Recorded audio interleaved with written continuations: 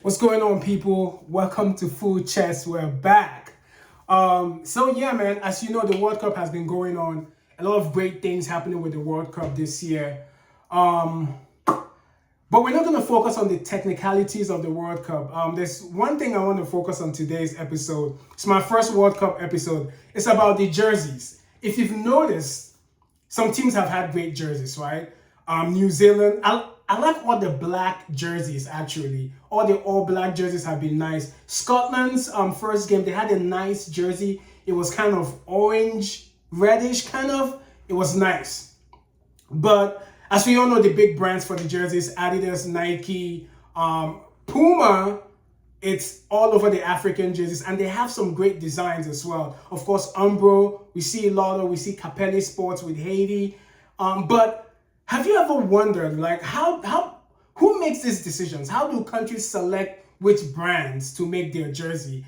What is the selection process like? That is something I've always wondered. And the 2026 World Cup has shown that the bargaining power, right? The immense work that goes into a brand being selected to make the jerseys of a nation's team.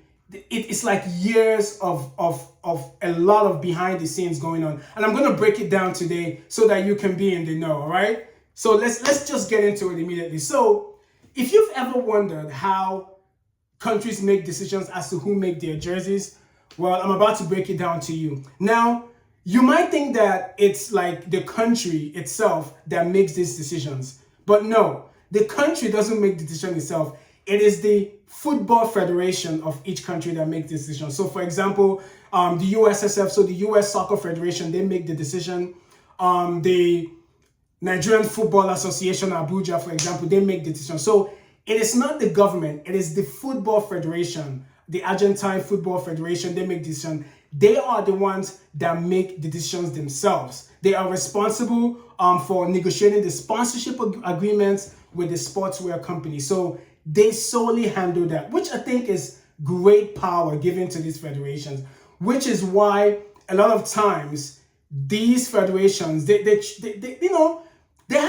a lot of power. And looking at the fact that the decision of how the team's jersey and every other thing that has to do with the selection solely relies on them kind of shows why they have a lot of power. So now, since the federations decide this, right, the fun part of this is the competition by the brands to get the federation to select them to make the country's jersey. Now, the selection process is long, right? It's very interesting. And like I mentioned before, of course, we have Nike, Adidas, Puma, New Balance, Umbro. I've seen Lotto in some jerseys. I think Reebok, and I've seen Capelli Sports as well. So because the World Cup is it is the biggest sporting event, it is highly important that these brands get the countries that are going to market their brand properly.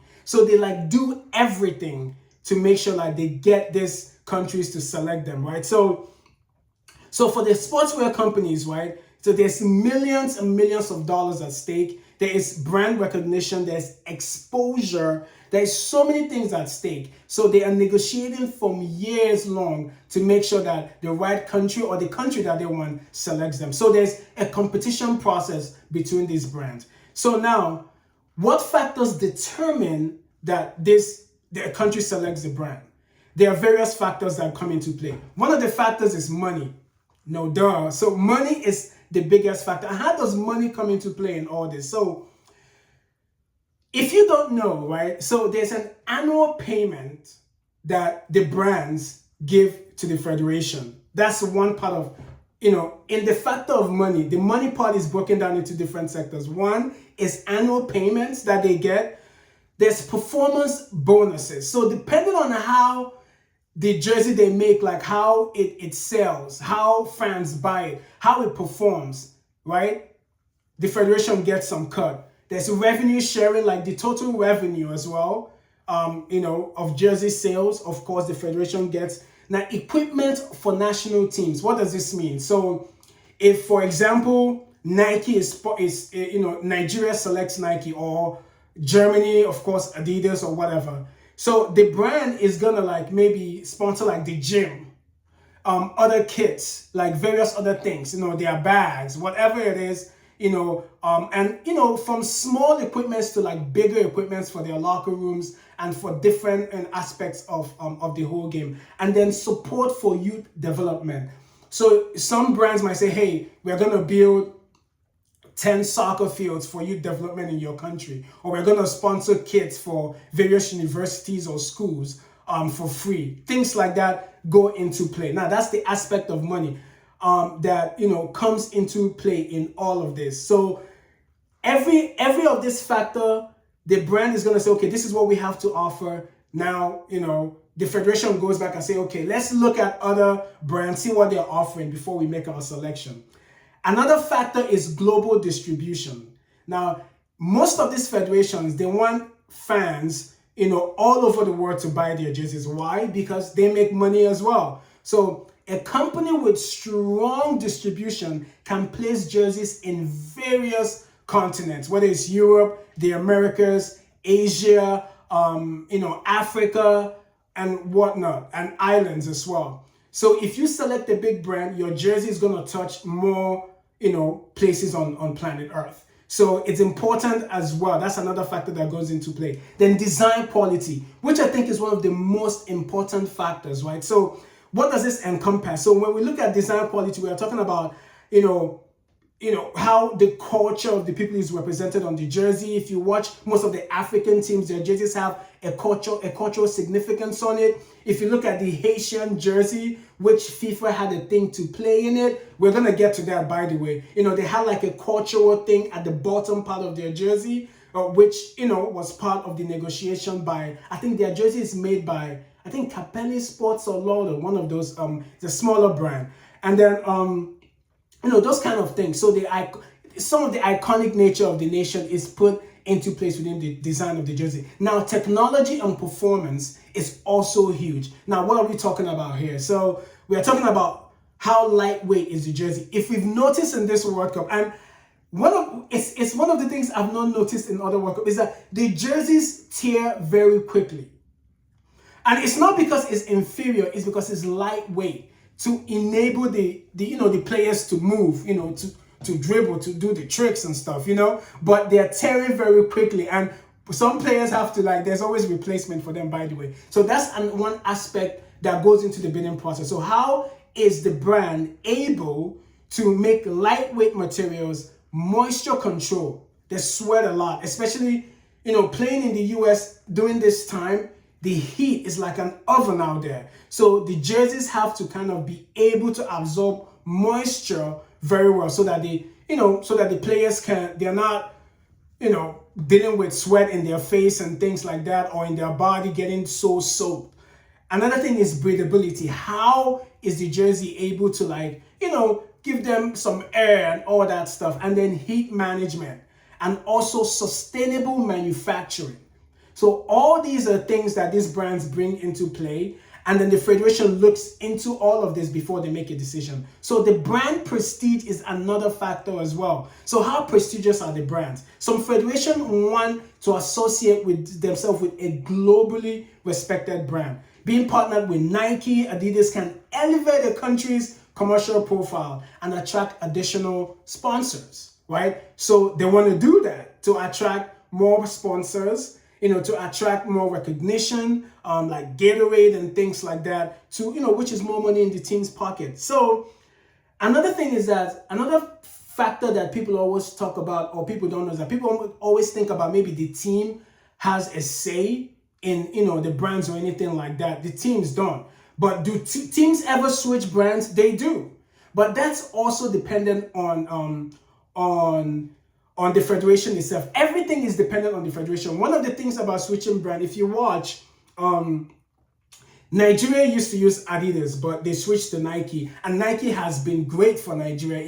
I think within the 2016, I can't remember the year, but Nike made one of the most popular jerseys for Nigeria, which sold a lot. But one of the biggest things that is happening now is that, as we all know, Adidas and Puma is owned by Germany, right? There's a good documentary on Amazon. if you should watch it, because most people think Puma is African, but it's not, because Puma designs a lot of African teams jerseys. Most African teams are using Puma if you look at the World Cup, but Puma is German. Actually, it's two brothers that own Puma and Adidas. But beginning after this World Cup, Germany is taking on Nike, which is huge, because Adidas is a German company and Adidas has been designing the German jersey for a long time. So I wonder what Nike had to offer for Germany to, part ways with their own, their own company within their country to go with Nike, which I think is a US company. So that's one of the things that the biggest news when it comes to teams switching to another brand. So that's a huge one for you right there. And then and again, we all know that bigger teams get better deals, right? So if you're a team like Brazil, Nike is going to offer you more. Like because they know that they're going to profit more for them designing their jersey. If you're a team like Argentina, if you're, the top teams, they get preferences, they get, better deals from these brands. But at the end of the day, these brands are like fighting to get these deals with these countries, because it doesn't only benefit the countries and their federation, it also benefits the brands hugely. Now, does FIFA have a part to play in this? They do, but minimal. So FIFA only has a part to play when it comes to like logo placements, player numbers, competition rules, and tournament branding. So like I mentioned before, FIFA told Haiti they couldn't have that thing, but I think it was reversed. And I think they also told Egypt they couldn't have the stars on top of their logo, which I think signified how many African Cup of Nations they've won or something like that. So they just have minor things, but when it comes to teams actually deciding on which brand to go with, FIFA has no part to play in it. Yeah. So very interesting thing with the World Cup, and in terms of the jerseys that the teams are wearing, it's a very long process of competition with brands. And any brand that gets these bigger teams to have them on board to design their jerseys, they're gonna make profit. Not only them, but the federation makes a profit. So if you're watching the World Cup this year, let me know, comment below, what jerseys are you feeling? What jerseys are you gonna buy? Which one have you bought? Because I'm trying to buy some of the jerseys that I've seen. Like, there's some great jerseys being designed by Puma that I like. Let me know what's your favorite jersey. And if you've not done it yet, kindly subscribe to the channel. Full Chest is back, and I'm going to be dropping episodes all day, every week, guys. It's good to be back, yo. Full Chest. Peace.